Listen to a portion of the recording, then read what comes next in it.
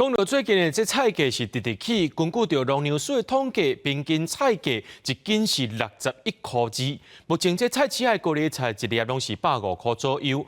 农粮署表示讲，因为这天气无稳定，加上进前受到风台影响，中南部是这高丽菜产地收成有变较歹挂。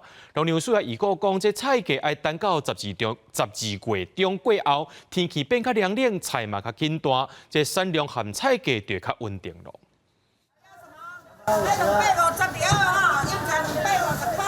来到菜市啊，济民众介绍问问咧，就开始丢毒，到底要买倒一项菜较会好？因为最近的菜价实在是贵桑桑。高丽菜今仔一粒要150呢。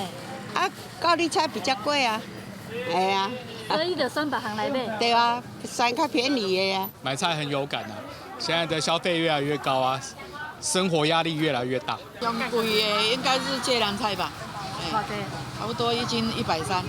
农粮署表示，目前平均菜色在61.2块，芥蓝1斤130块，高丽菜一粒才150块。农粮署表示，印象中唔捌看过12月份菜色阁这么贵。每公斤是61.2元，确实是那个史上是那个12月以来最高的价格。